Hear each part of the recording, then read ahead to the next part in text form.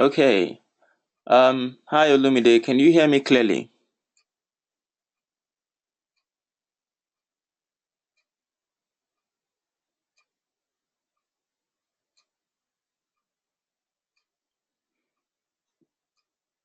Hello Olumide, can you hear me?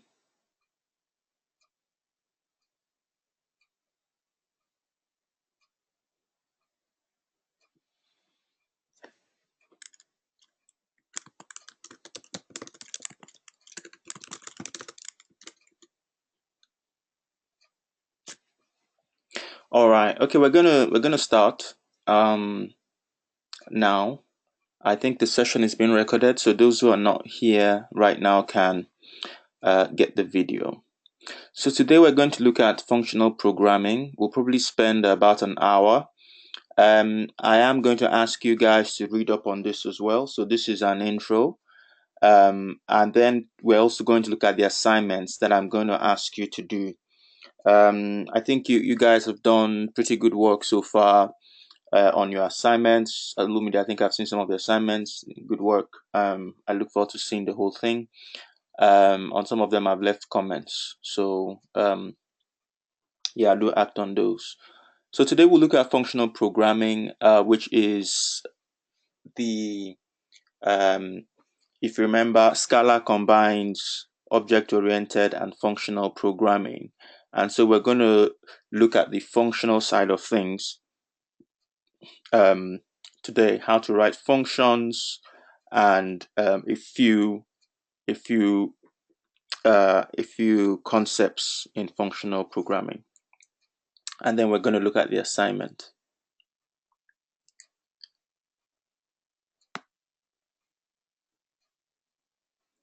So the first thing to note here is that what's a function really? A function takes a list of parameters of a particular type and produces a result of a specified type. It can be invoked or applied. Applying the function produces results. So I think in our previous sessions we looked at how to define a function with the def keyword, and we know that a function takes a set of inputs and returns a set of it takes a list of parameters as an input and then returns a result. That's really what a function is. The function can be applied. We've talked about how you can have inner functions or local functions. So in Scala, a function can have in it another function. Call that an inner function or a local function. We said that on an object that we looked at last week, that a function on an object or on a class is a method really. So methods in Scala are really functions. And then we said that a function can take other functions as an argument. I think in one of our meetup sessions we also talked about this, that apart from taking parameters like integer or string as parameters, you can actually take another function as an argument, and we call functions that take other functions as arguments, we call them higher order functions. Okay, so we're going to look a bit more into this. So let's look at the kind of recursive functions which we looked at in depth in our last session. We've looked at this tail recursive functions and so on. I think we've looked about this, but few things we're just going to mention here. Again, last session we maybe not need to delve too much into this. We talked about tail recursive functions and tail call optimization. But we're not going to go over that again. Higher other functions, which we've just mentioned. Let's just look at this example. In this example I have here, I have an object higher order function test. It has 3 functions defined. The first function is a simple multiply function that takes two inputs and returns an output. So it takes an x and a y, multiplies it. You have a sum function. And then this is an example of a higher order function. We have a function called arithmetic. It takes an x and a y, and then it takes the third argument in the parameter list is another function. Okay, and it just applies the other function called func. It applies it using the first two arguments as parameters, and it returns its result as an integer. So we call arithmetic a higher order function because it takes another function called func as a parameter. And we're going to see that in Scala, we make use of higher order functions a lot. One of the very common ones you come across is something called map. Another one called flat map as well. And there are loads of other ones, things like filter. These are all examples of functions that take other functions as arguments and return a result. We'll be seeing more of these. Next, let's look at the idea of pure functions. A pure function is one which always results or which always produces the same result given the same arguments. In other words, it has no side effects, right? So and it's quite important to emphasize this, that pure functions would always return you the same result given the same input. This implies there is no side effect. It's not updating any other variables outside of or pure functions. They are not updating any state outside of them. There is no I/O going on. It's not writing to disk or writing to a database or anything. It's not throwing an exception. It's not updating any variables outside itself. It's just, if you like, self-contained. And when we're talking about functional programming, we'll be using pure functions a lot to do that, because pure functions are easy to test, and they, like we said, they always give you a consistent result for the same input. The next thing we should look at is the idea of referential transparency. And this means it's the property of a function, or the property a function has if it does not depend on the context it is applied in, and if it has no side effects. Okay, so we say that a referential that pure functions are referentially transparent. What referential transparency really means is that we can simply replace the function with its result. Okay, because it has no side effects, because it doesn't depend on any kind of context in which it's applied in, we can just replace the function with its result. It's referentially transparent. Now, I want you to, if we just pause here and compare this to the kind of object-oriented model or paradigm of programming. In the object-oriented model, the context is key, and there's a lot of side effects. So if you remember, and in object-oriented programming, an object has state as well as methods that update that state. So when you call a method in an object or on an object, it can update the internal state of that object. Okay? In functional programming, that's not the case. We're expecting to use pure functions that take an input and give you an output. They are referentially transparent. You can substitute those functions for their results. The next thing we need to mention is the substitution model of evaluation.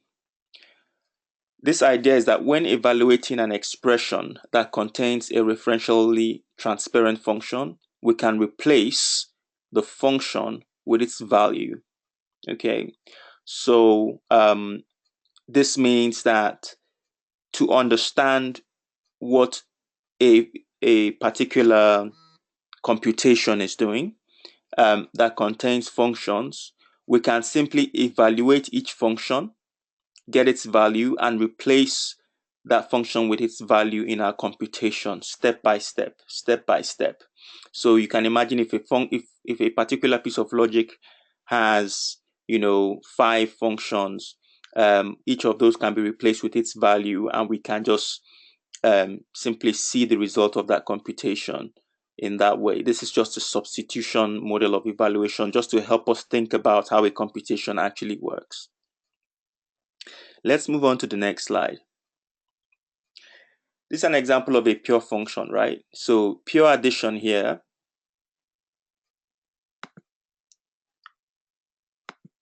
Here we go. This is our pure addition function.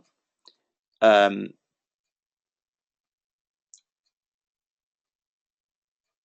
pure addition function there simply returns, the result of an addition. But this is impure addition, okay? And you can see that when we add results, or when we add the inputs together to a result, we are updating a running total. This running total variable is defined outside this function, and then we're returning the result. So in this case, this impure addition function is clearly not pure, and because it's updating some external state. It's not referentially transparent. So we cannot simply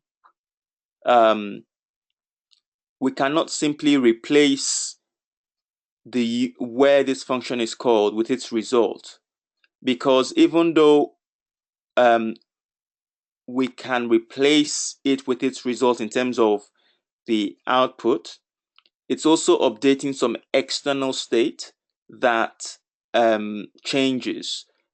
And so just replacing it with its result would hide from us the fact that it's doing something outside its context. Okay, it's updating an external variable.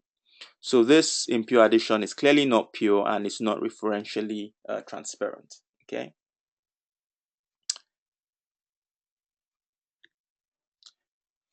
So let's look at another idea here, the idea of generic functions. And what do we mean by generic functions? First of all, let's talk about monomorphic functions. A monomorphic function is one that takes only one type of data. For example, it can take an integer and return an integer. Okay, it takes a specific type of data.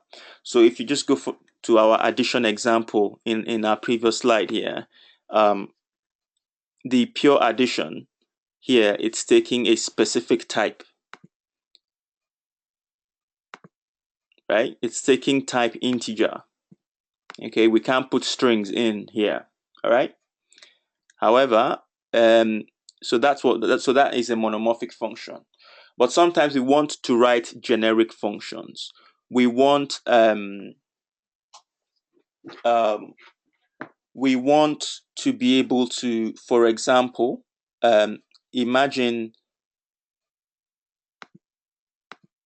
that we also had a pure addition function that concatenated strings, that join strings together, and it can take 2 strings, the first A here being a string and this B here being a string, and it just concatenates them to return a string. You see that kind of function will be very similar to this, and will do, in fact, the implementation in Scala would almost be the same, The only thing different would be the type. This would be taking an int, but that one will be taking a string. Okay, so you can see that we would want to generalize that kind of functionality. We may want to generalize it and extract the common bits from it, right?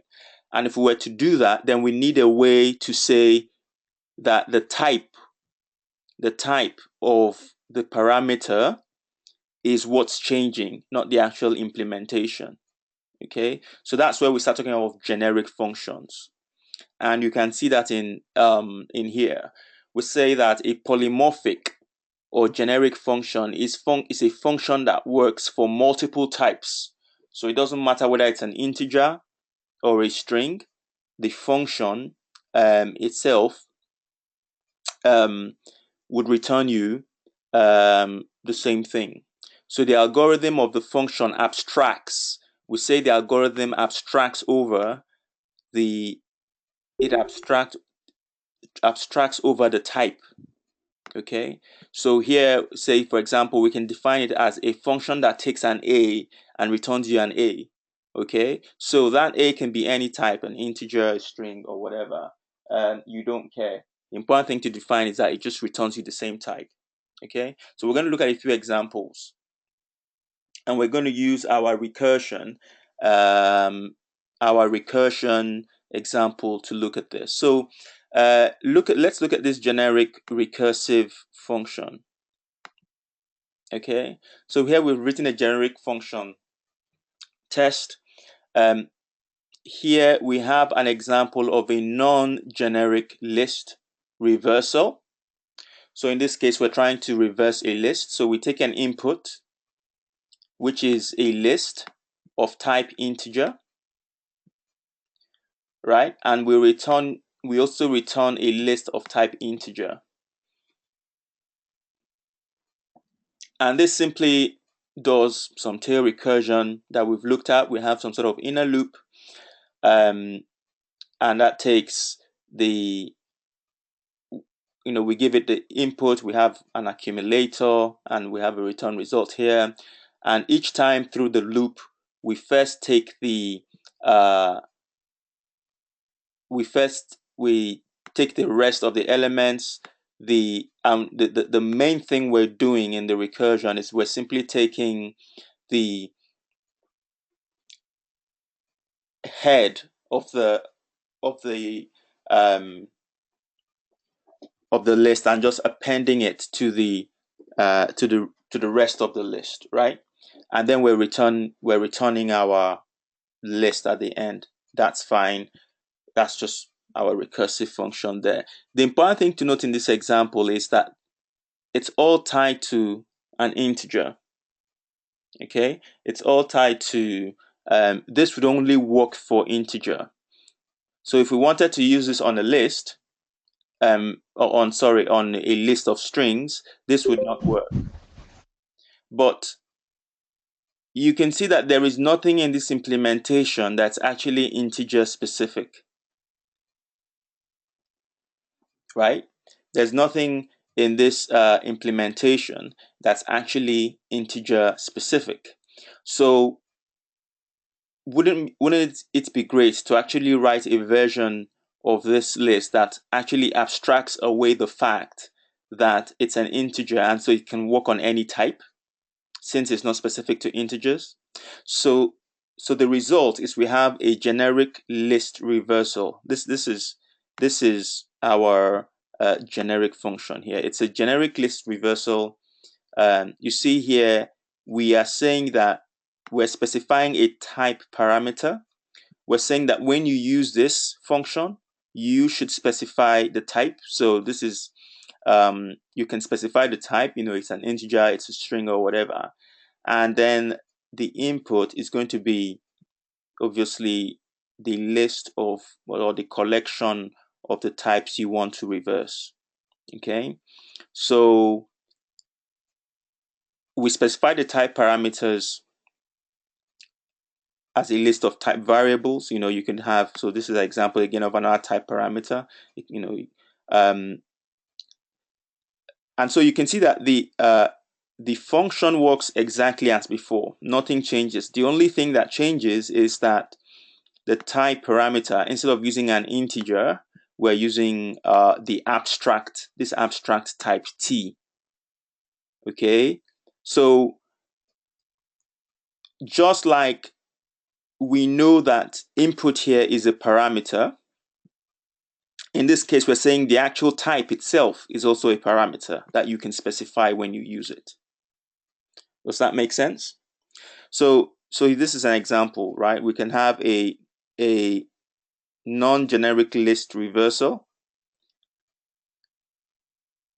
and then we can actually call our generic list reversal. You can see we're calling our generic list reversal on an integer and on a list of strings, or a list of integers and a list of strings, and it will work. It will work for both of them.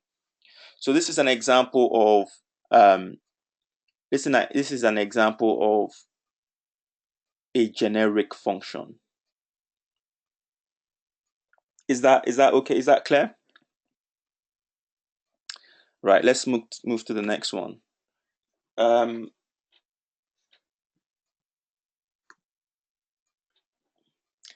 So let's look at anonymous functions, or function literals. So functions without a name are anonymous functions. Okay, so it's a function that we're not bothering to define it with the def keyword and so on, and specify the return types and everything. We're just kind of writing it in line. So this is another example. If you remember, we defined in one of our previous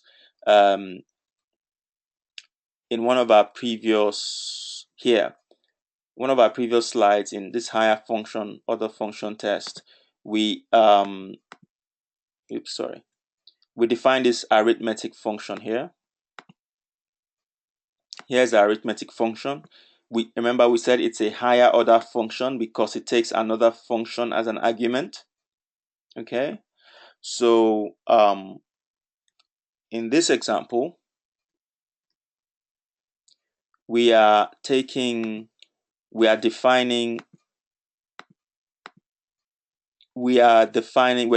the arithmetic function.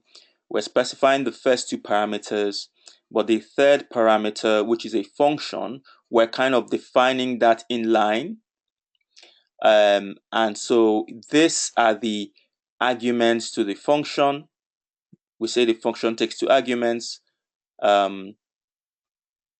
x of type int and y of type int, and that it returns, and this is the actual implementation. We use this arrow to specify what the function does. So the actual implementation is just it adds those two numbers and adds a 2. A function value is a function literal instantiated at runtime. The same way an object is a class instantiated at runtime. Okay, so this is kind of the definition of this function, and when it actually runs, that is going to be materialized. That's going to be evaluated to a function value. Okay, let's look at the next slide. So let's look at the idea of target typing for function literals. And target typing simply means that we can leave off the parameter types because the compiler will infer them. So in this case, we've not defined. Now, if you note in the previous example here, we've defined the type. We've said that this takes an integer and y is of type integer. But here, we've not defined what the types of x and y are. We've simply said it takes an x and a y. Okay? Now, how is that possible? Well, it's possible because the compiler is going to infer what those types are. And one of the ways the compiler does it is that the compiler actually looks at the definition of the arithmetic function and then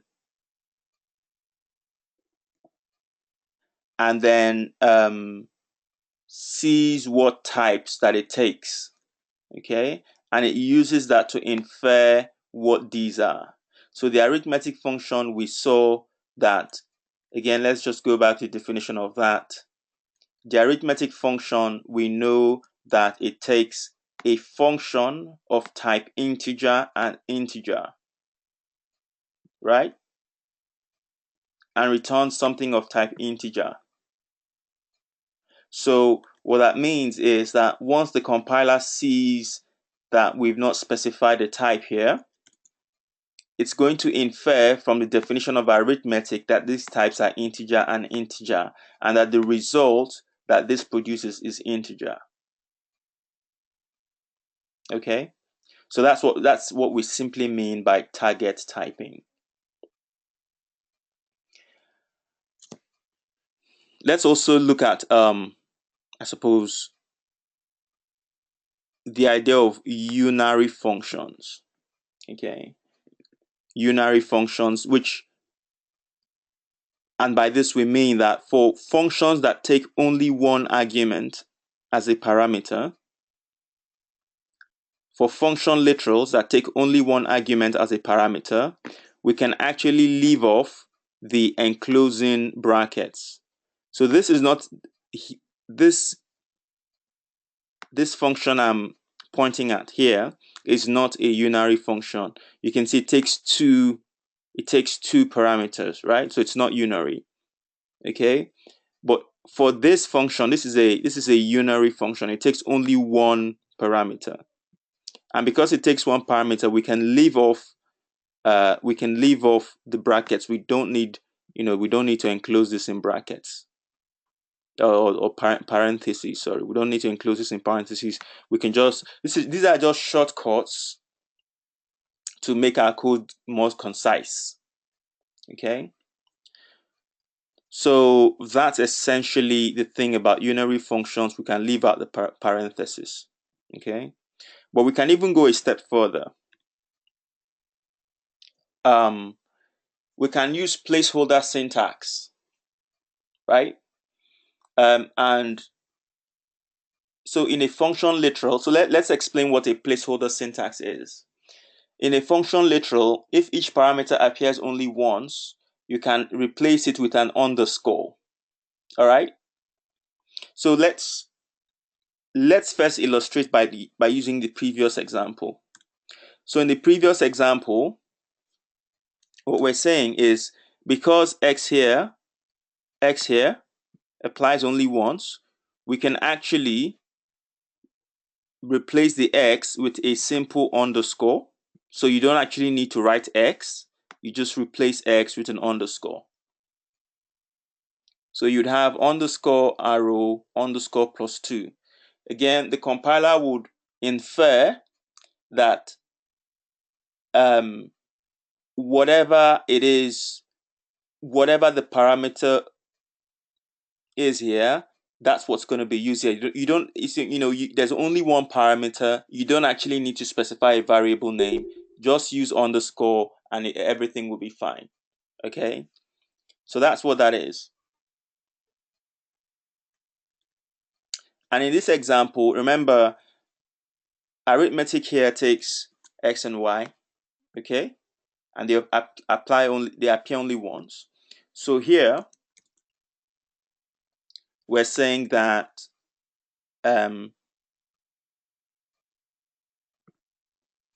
we've done a few things, right? First of all, we've not even specified the argument list. We've completely removed the argument list, and we've said that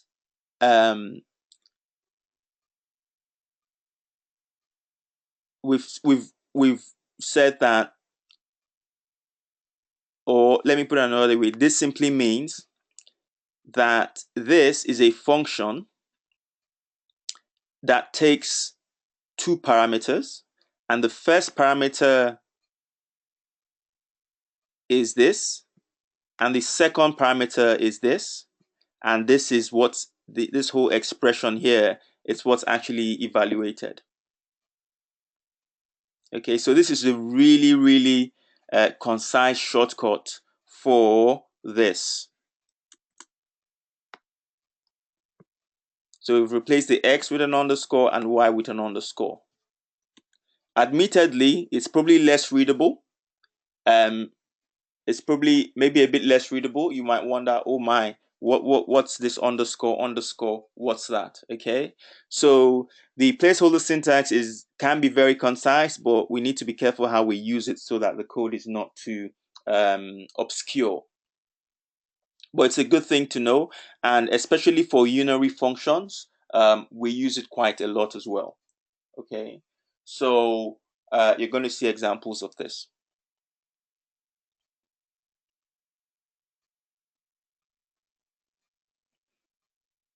So just to reiterate, the entire argument list of a function can also be replaced with a placeholder.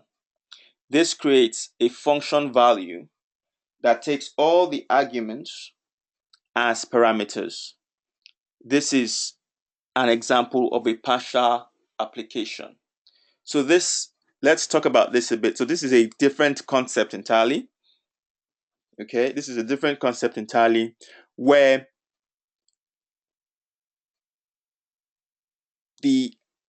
all the argument list of a function, we can replace that with a placeholder. And what's actually returned is a function that takes all the arguments as parameters.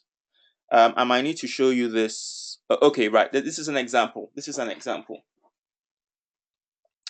And it's the idea of partial application of functions. Partial application of functions. Okay. So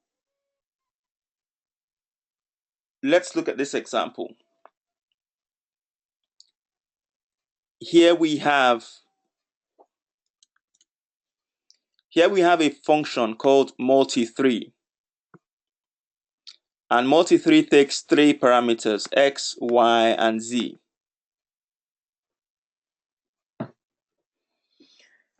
And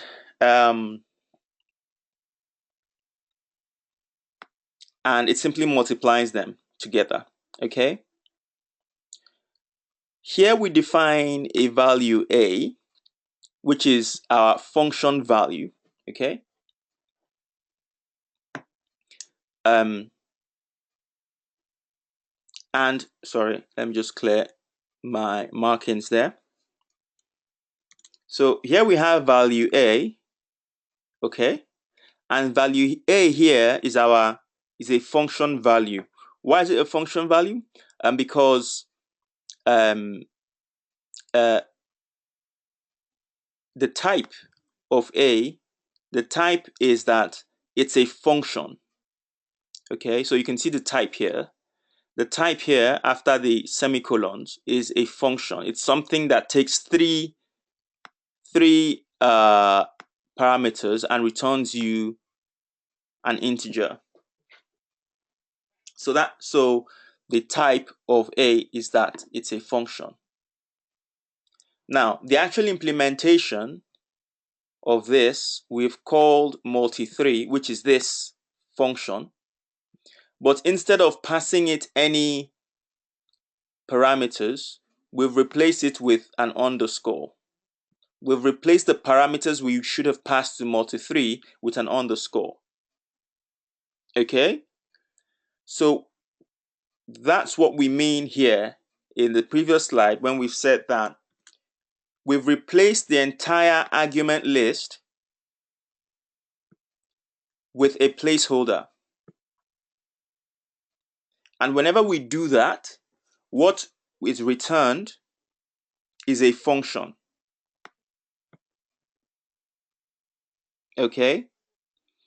What's returned when we replace an argument list with an underscore is a function. And that function takes all the arguments as parameters. So you could see here the function that's returned here. Okay, what's returned when we do this is that we have a function, and this function takes all these arguments here as parameters. That's why, 1, 2, 3, 1, this x, y, z. Hope that makes sense. Okay, and this is another example of partial application. In this case, we've called multi3. We've supplied the first parameter, and then the other two parameters, we've left them out. We've replaced them with underscores. So what the function value that's returned is we have it's returned a function that takes two parameters, i.e. these two that we left out, and returns you an int. So it's already gotten the third one. It's already gotten the 2. So whenever you call b, you only need to specify the other 2, and it will give you a value. So say for example, if we were to call clearly if we were to call a to string, just print it out. It will print the function. It will just print the function to string. That's not interesting. Let's actually call it with some arguments. So a with args 2, 3, 4, right? If you call it with 2, 3, 4, it's going to return you 24. That's 4 times 3, 12 times 2, 24. So it will return you 24. Okay. And if you call b, with arguments 3 and 4, what's it going to do? It's going to do 2 times 3, 6. 6 times 4, 24. Okay. So this is an example of partial application where we can replace argument lists with underscores to actually give us a function value. Okay, and it's very useful. It's very useful as we'll see to pass functions around. Let's look at another idea in functional programming, similar to the one we just looked at, and that's the idea of curried functions.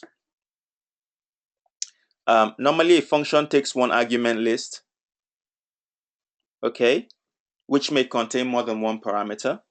So here's an example.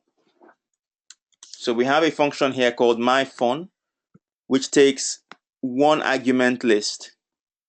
This is the argument list in parentheses. That argument list has 3 arguments in it. All right. And it returns a result. So one argument list with 3 arguments.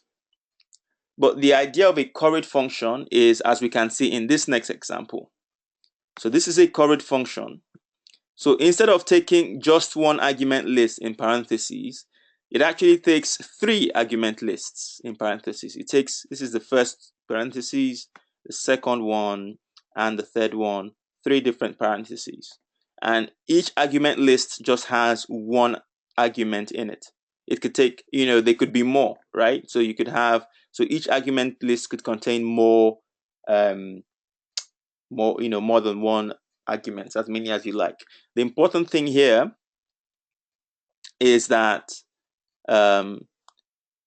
there are several argument lists. Okay, and we say that currying, which is named after a mathematician called Haskell Curry. Currying is a process of converting a function that takes one argument list to a function that takes several argument lists. So here we now have a curried function. We've converted my function, which was one argument list with 3 parameters, into this function, this curried version that takes 3 argument lists, each with 1 parameter. And they all do the same thing, right? The implementation is the same. If you call this function, you'll get the same results. Okay.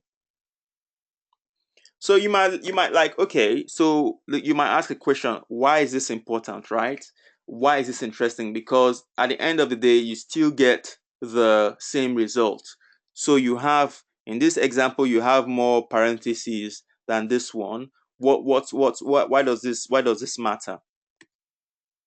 Well, let's look at why it matters.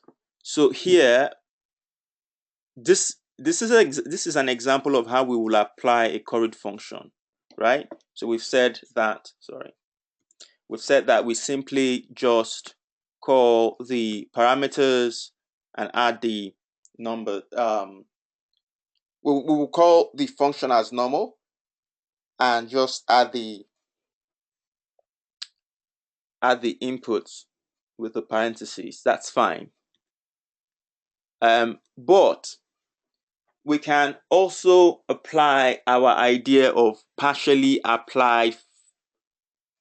applications that we talked about a few slides ago. Remember, we talked about how we can partially apply a function by replacing its argument list with an underscore. Do you remember that? We can actually apply that to, or use that with curried functions. Okay, so we're saying that curried functions can be partially applied, resulting in a function with a smaller arity. Arity meaning the number of arguments that the function takes. So here, this is our curried function, right? And when we partially apply it with an underscore,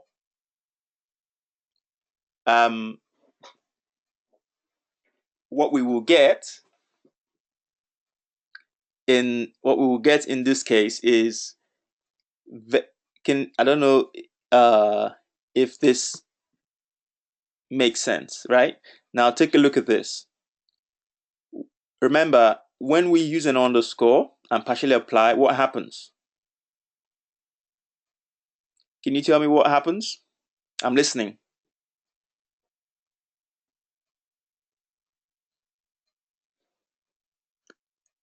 Hello?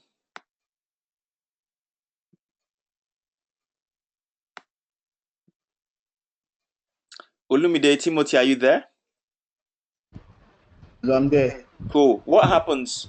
Can you remember what we say happens when we use an underscore on partially apply it on a function? Yeah, it's like a placeholder, Yeah. which is a placeholder which calls the argument of the function and apply it on the argument of the function and apply it. Yeah, so it returns you a function literal, okay, that then expects the parameters of the function. So oops. So here we go. This is it, right? We said here we put an underscore. So we've now converted multi-3 to another function, a function literal that takes 3 arguments and gives you a result. Okay. So if you apply that to that's fine. Thank you for that answer. So if you apply that function to this, if we apply that function to, sorry, Lumide, I just put you on. Yeah. So if we apply that function to oops.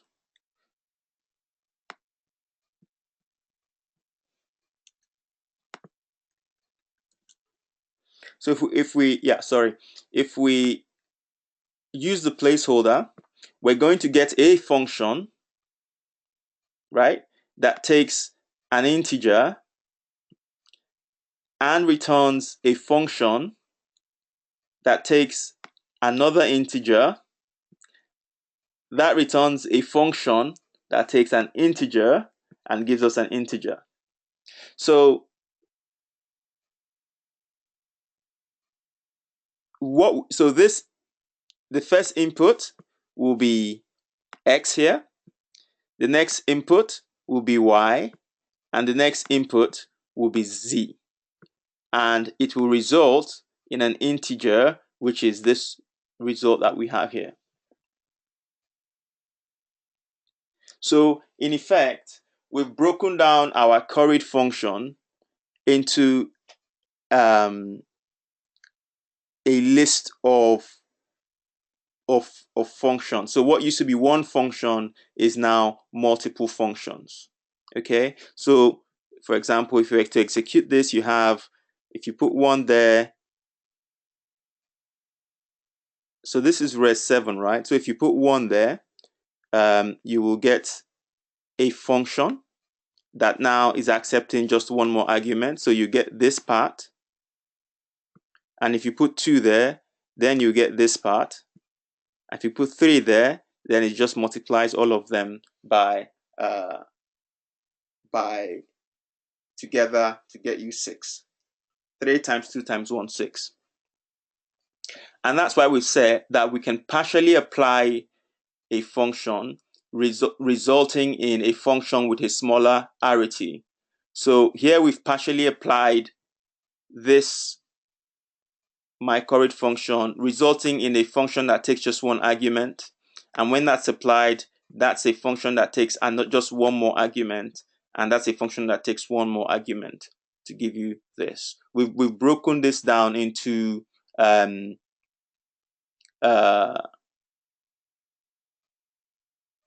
functions. Instead of taking 3 arguments to go, they can take 1 argument each and just return a function that takes 1 more argument and returns a function that takes 1 more argument. Okay, so that's partially applying these correlate functions. So why is this? Why do we need to go through this, what looks like a bit of obscure code, right? Number one, syntactic sugar.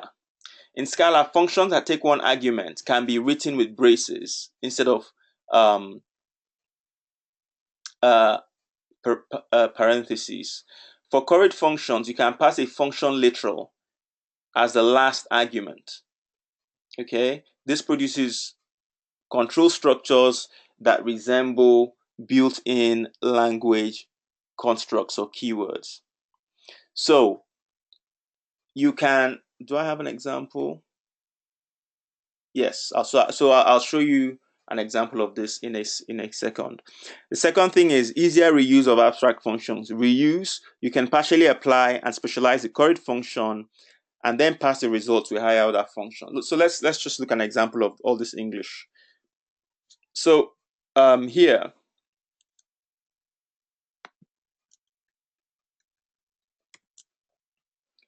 we have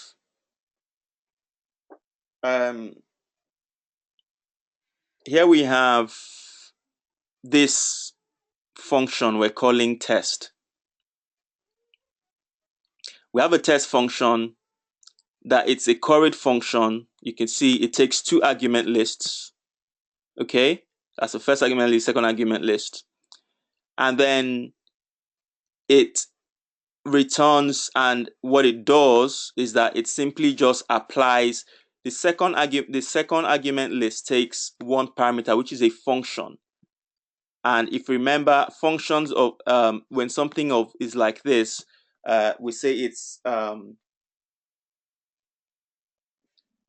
a call by name parameter. Remember, we talked about call by name parameters in our last session. It's call by name parameter, so it would not actually be evaluated until we invoke it or apply it. So here we actually apply it. So fun here is actually applied at this point. Okay. So all this function test does is that it takes a name that it doesn't do anything with, and then it takes a function that it actually applies. All right, and it returns nothing. Okay, so let's use it. So here we use the test function, we give it a name, and then we actually provide it with the second parameter being a function that it will evaluate. Okay, so this is a function. This would be our fun in this case. Okay.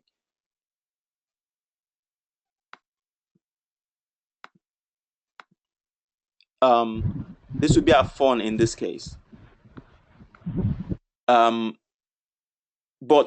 the nice thing here is that, like I was saying in the previous slide, this gives us some syntactic sugar. Okay, so Scala allows us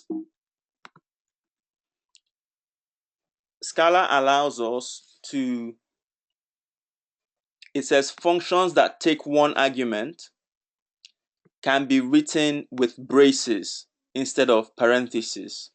So here, this allows us write this with braces. Okay, instead of just using parentheses, we can use braces for the last parameter list, just to specify that the last parameter list here, the argument of the last parameter list is a function. Okay, so it just gives us some sort of syntactic sugar, some nice looking code, like some nice looking, or this is DSL here for using this. Just some syntactic sugar. The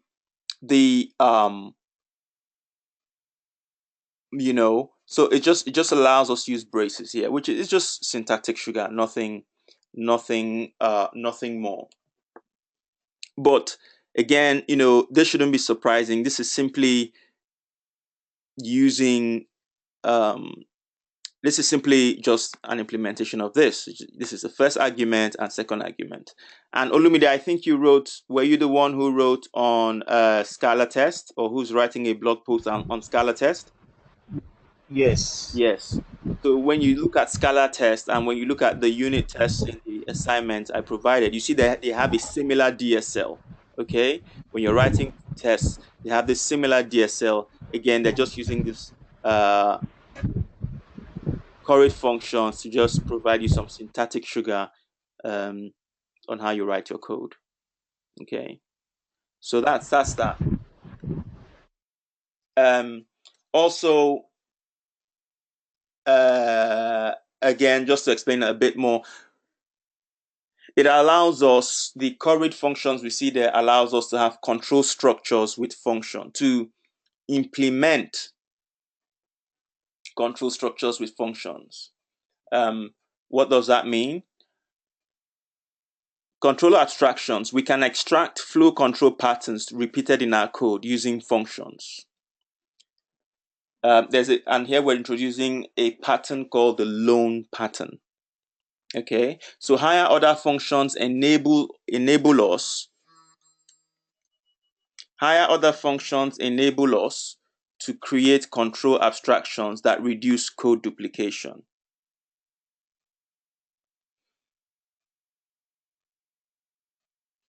Higher order functions enable us to create control abstractions that reduce code duplication.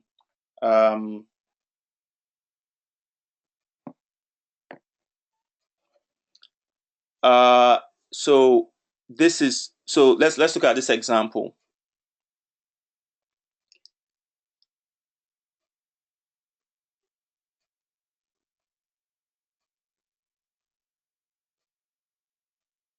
Let's look at this example. So here we have what we're calling a loan pattern. So I'll just explain some of this a bit. Here we have what we're calling a loan pattern, and this is a pattern that once you start, you could use, especially with things like tests and some code you write in Scala. Anyway, here we have a function called with database, and with database takes the name of a database, and it takes a function that takes a database connection and returns anything. So remember, any is the root type in Scala. So every object is of type any. Okay. And at this point, we create a DB URL, which is a string. A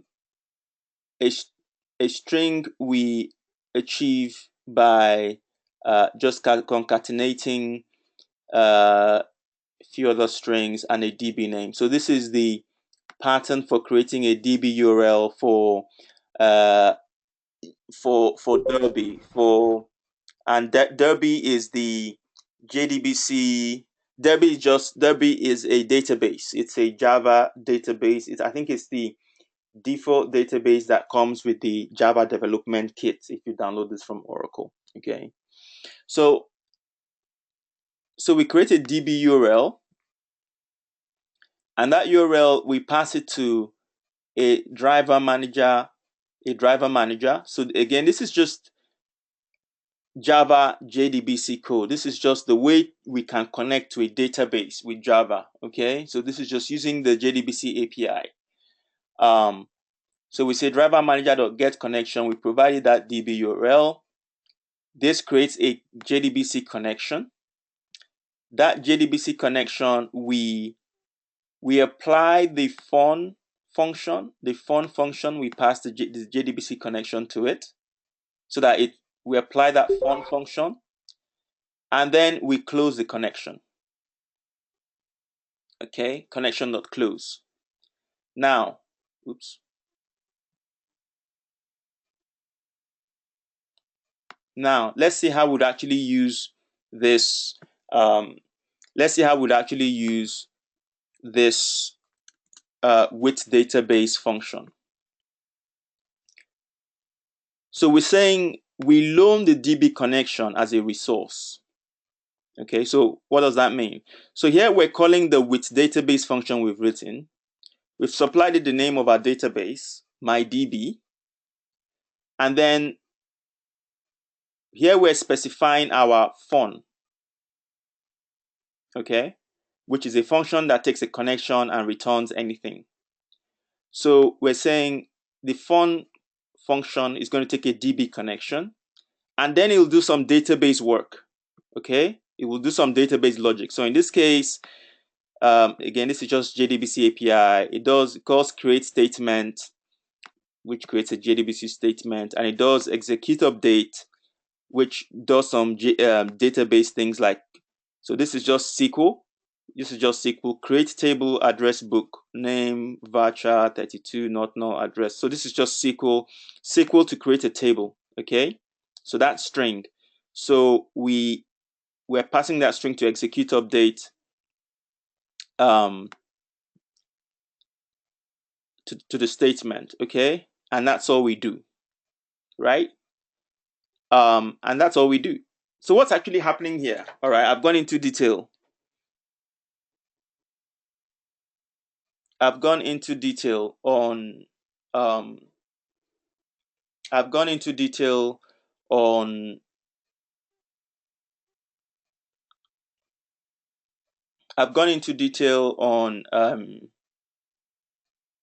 how it does what it's doing. But why is it doing this? Or why do we want to do this? So what we've done here is that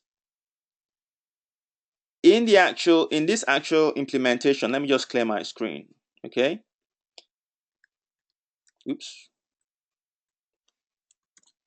In this actual implementation, let's focus on here, which is the actual usage of this function, this with database function. What we've done is here, we've simply said that with our database, and we said the name of our database, we want you to do something with our database. And here we specify what we want to be done with our database. So we want to create a table, okay? And we specify the table creation logic here. So whoever is using this with database function does not need to care about how you actually connect to the database and how you close the connection to the database, okay? They don't care. We've made it really simple for them. They only need to tell us the name of the database and what they need to do with the database, i.e. what they need to do with the DB connection. Once you have a DB connection, what do you want to do? You want to execute some SQL that will create a table, okay? You could do that. Oops. Sorry, I don't know how to clear this. Yeah, you could do that, right? Or you could say you wanted to run, you didn't want to create a table, you wanted to run some other SQL, you want to do, select everything from address book. Again, you could just update this and do that. You don't care about tidying, opening the connection, making sure it's successful, handling any errors or closing the connection because the developer might forget to close the connection. All that goes on in the with database. Okay, see, open connection, close connection, open connection, create the URL string, all that kind of database setup logic. So what we've done here is that we've created this is usually called the loan pattern. We're loaning the connection.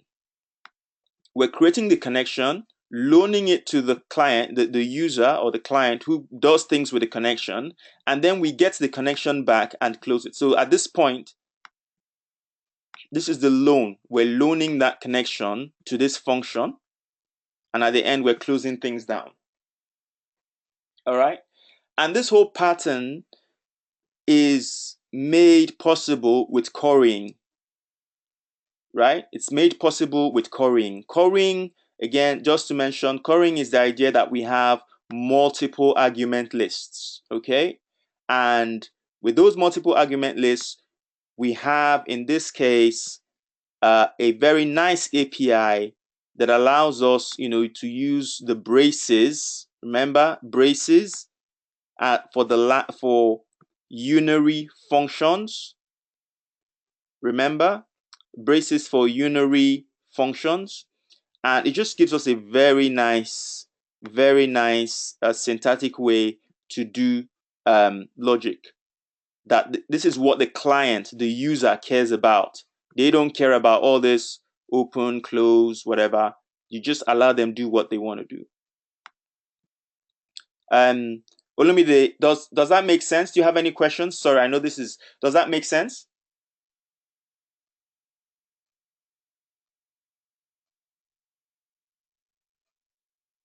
Yeah? Makes sense. Does that make sense? Yeah. Okay. Any questions on that? Not for now. Okay, cool.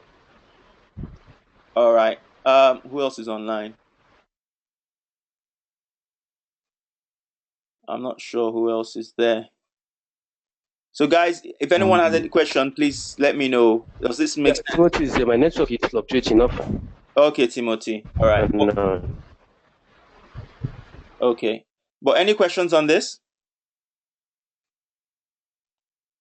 No. All right. So,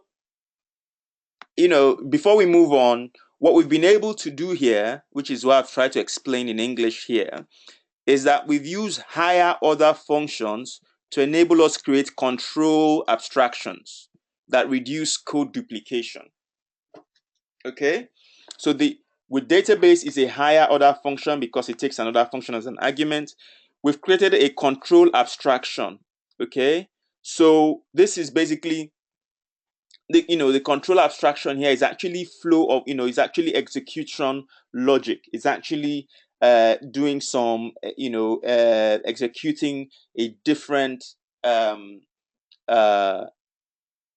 logic or execution code path. So it's like a control abstraction. This is what you do with a database. That's what we're saying here. This is what so we've implemented a control abstraction, and it reduces code duplication. So you can imagine that if in several parts of our code, in different parts of our code, we need to do something with a database. Say in one part we need to create a table, another part we need to read, another part we need to update. We can just use this bit of the code. All those bits of the code don't need to every time open a connection, every time close a connection, every time open a connection. That's abstracted here. Okay, and then all they need to care about is the part that they actually that's specific to them, which is what they do with the DB connection. So hope that makes sense. Let's talk about function composition as we're nearing the end. We can compose functions, which means that the output of one function can be fed as an input into another function. So composition means we can string functions together. We can just string them together. We can append them together and take the output of one and pass it as an input to the other. So we have like a chain of functions. Okay. So let's look at composition here. So again, let's look at a very simple function literal, add2, which is a function that takes an integer and returns an integer. Here we have x. It takes x and just adds it together. Adds it to 2. Here we have a function called multiply 5 that multiplies its input by 5. So a composition function passes the result of one function as input to the next. Okay. In fact, let's jump this for now. If you look at here, see what we've done. So we've taken multiply 5 dot compose add 2. All right.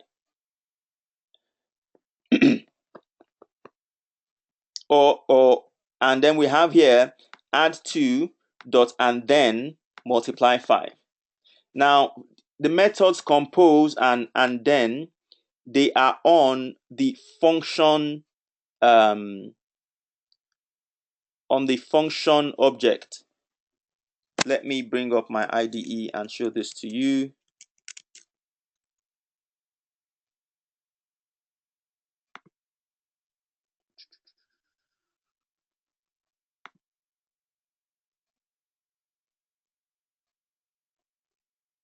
Okay. Hello. Yes. Yeah, I just asked a question. Sure. In the chats. So you ask, seems function composition is an example of higher order functions. Exactly. Yes, that's very good. Yes, it is because we're passing a function as an argument. It's a higher order function. Yeah. So so if you look at and then here, and then so we're stepping into and then in our IDE by pressing Ctrl B and in IntelliJ. And sorry, you can't see my screen. Can't see your ID. Yeah. Let me switch to that.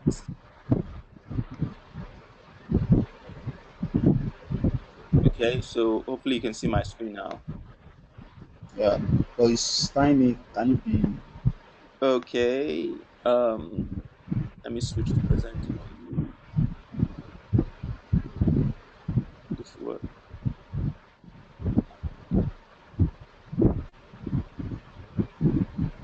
Oh, yeah. Great.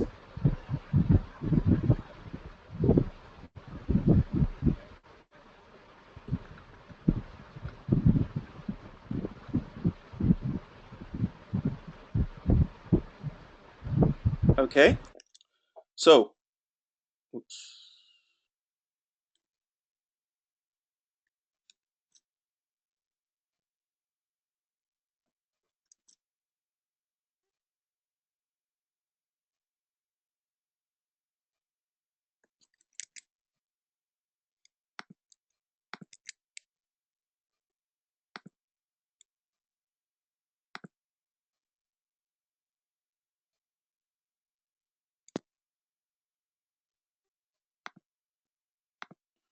Bear with me 1 second while I that's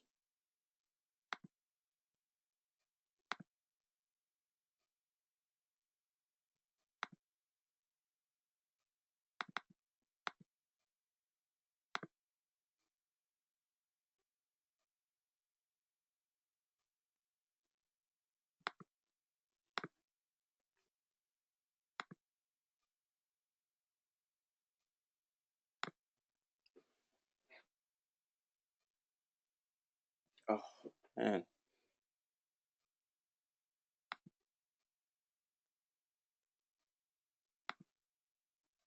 Sorry. Go away.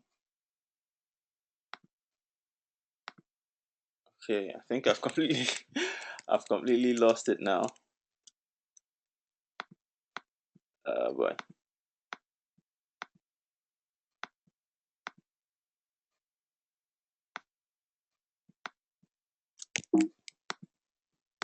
Uh,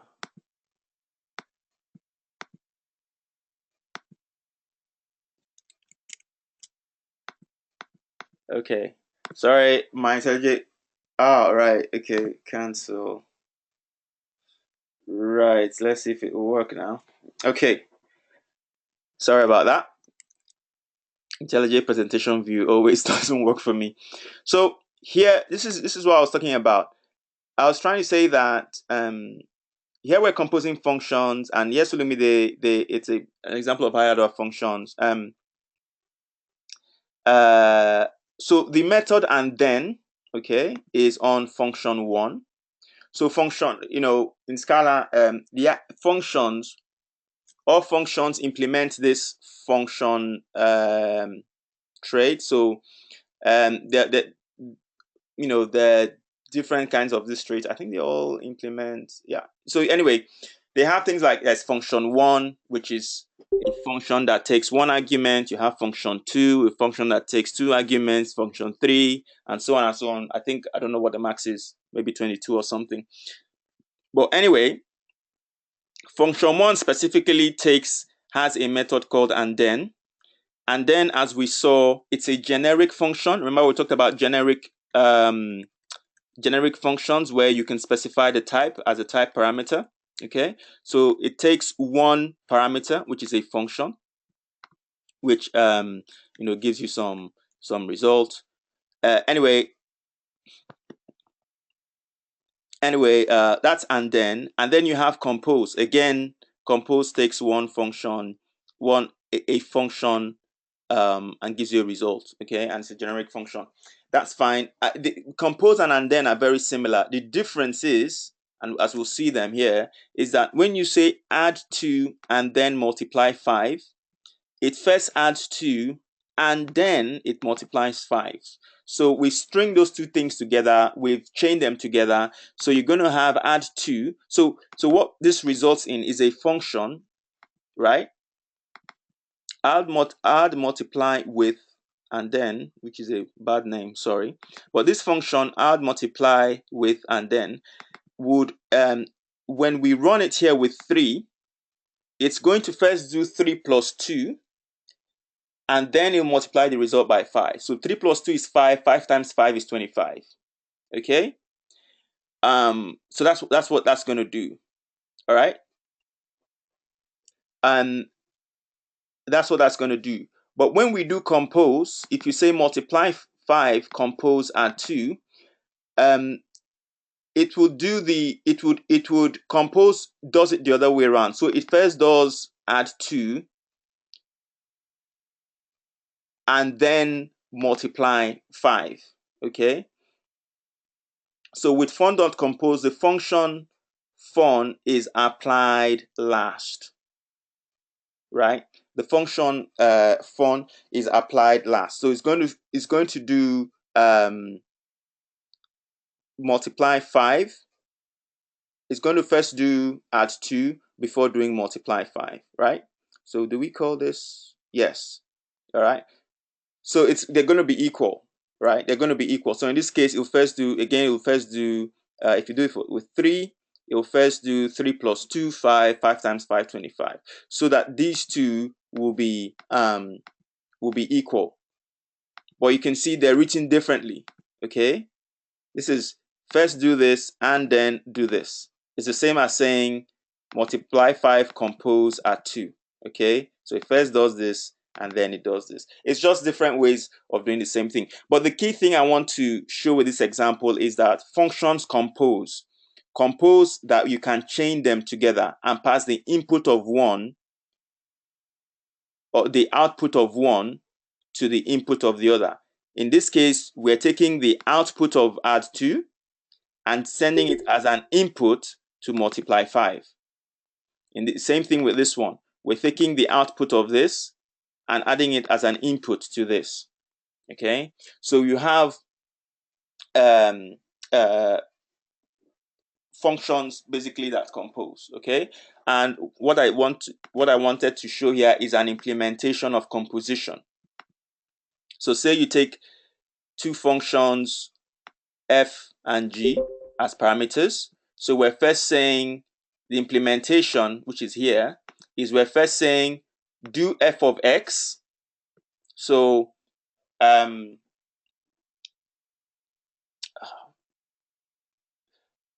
I maybe I should rewrite this example a little bit.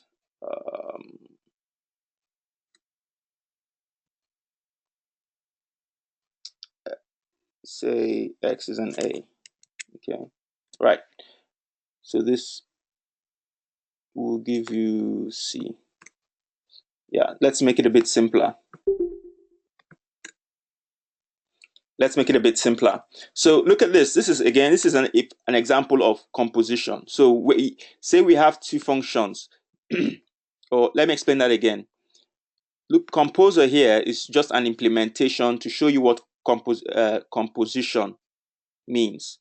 Composer takes two functions, the first one called f and the second one called g, all right? And then it takes a parameter, x, and it's going to chain these two functions together by passing the output of the first one into the input of the second one. And it's going to use x as the original input to the first one. So this is how it does it. It says you will first do f of x.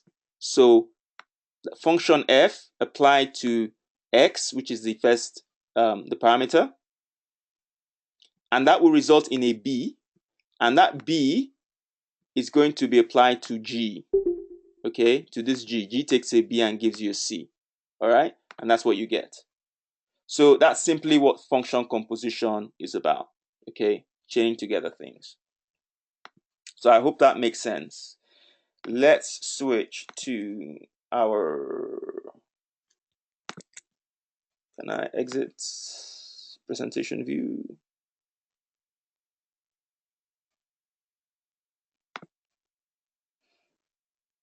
Right.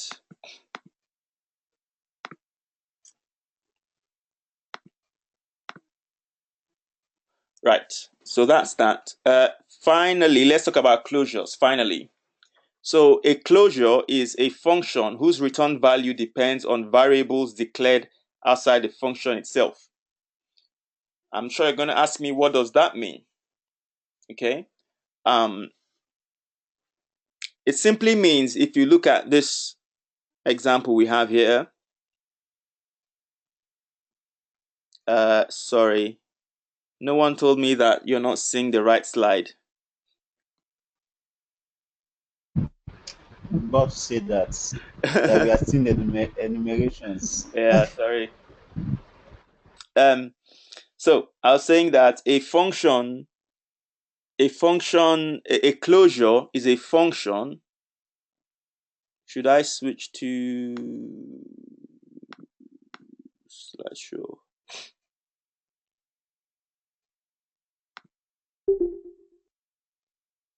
Whoops.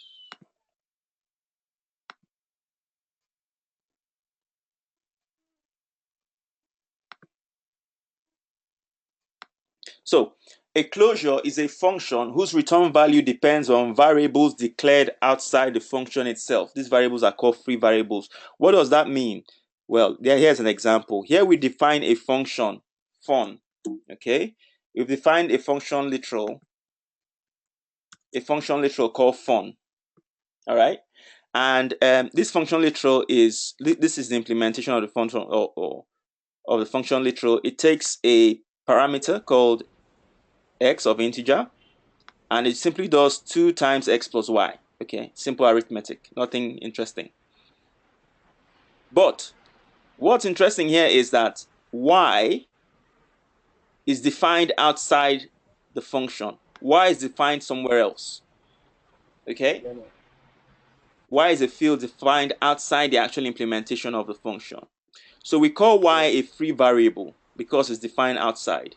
Okay, and we say this function f, fun, it has closed over y. It's taking the value of y when the function was defined, and it's going to use it. That's why I say here that the function fun closes over the variable y. Fun may be called when in a different context, but it still depends on the current value of y. If y changes later, calling fun may yield a different result.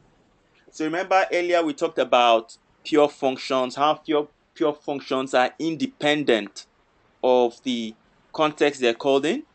Well, this is another, they're independent, they're referentially transparent. Well, this is an example of a function that's not independent of its context. It's not referentially transparent. It actually does depend on the it actually does depend on the context in which it's called, because it's closed over. It's a closure. It's closed over a variable that's outside its context. Okay. So again, as you write Scala, some of this stuff you'd see it is useful. What it means is that if you wanted, you can pass this function to other methods, other functions that can use it. But it's kind of holding some state. Okay, and sometimes you might want that. It's kind of holding some state that's defined elsewhere, which is fine. Sometimes you may want that, sometimes you may not want that. But something you need to know. This is a concept called a closure. Okay, a closure. I hope that makes sense. Hope I've explained that well. And then that is the end. That is the end of our look at functions today. I'm going to walk you through your assignment now for this second session. I'm going to walk you through the assignments. I will add a few more assignments on functional programming, but I'll give you the basic one you will start working on, and I'll also give you the blog post you're going to write later. But I'll just walk you through the basic one. So the basic assignment you're going to do is this. Now I've written this in my so I hope you're all listening, because this is a bit We are listening. good. We're not really showing at the moment. So thanks again. I'm sorry. Why does it?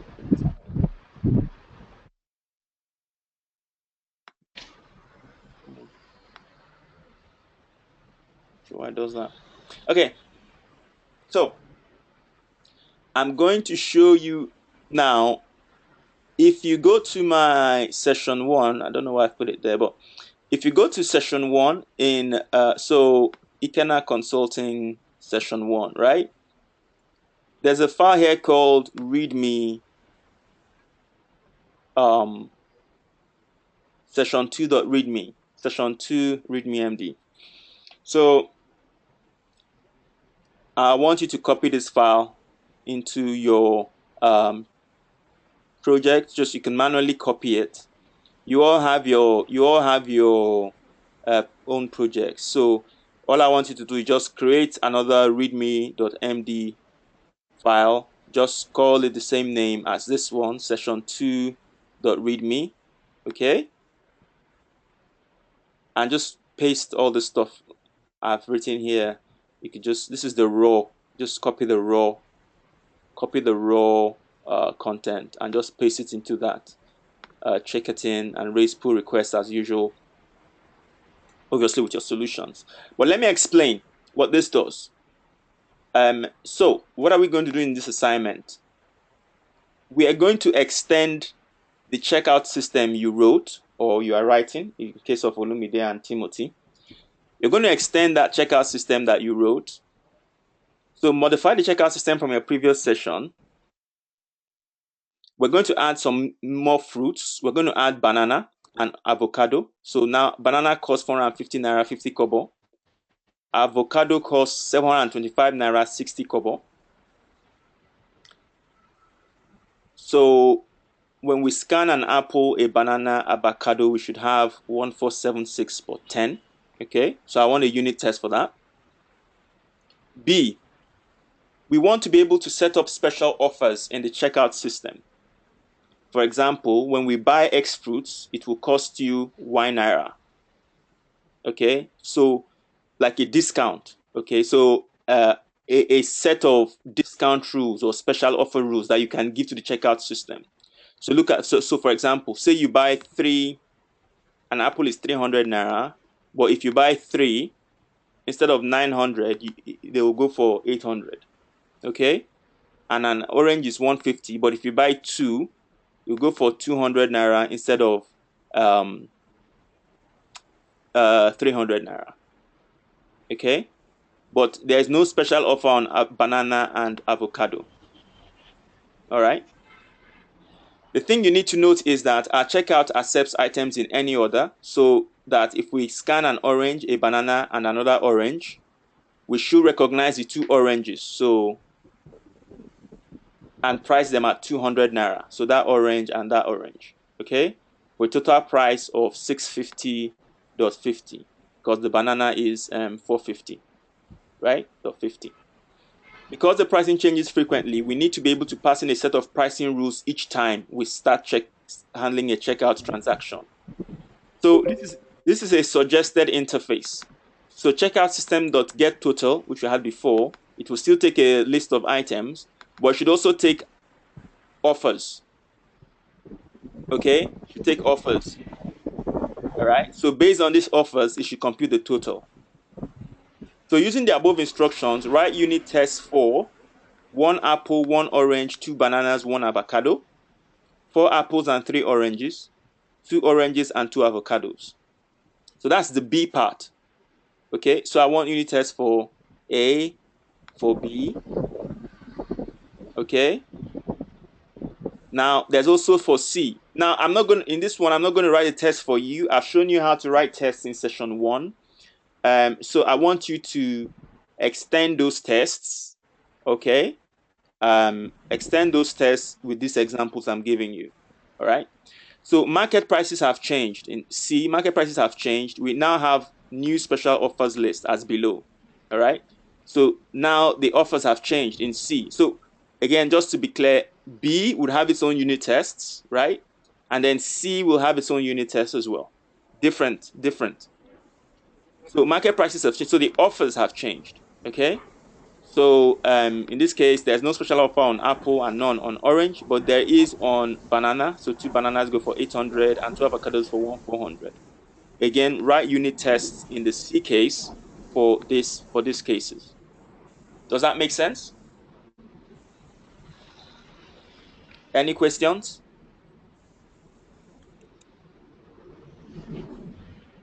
No questions. No question. You all understand them perfectly. Fine. I don't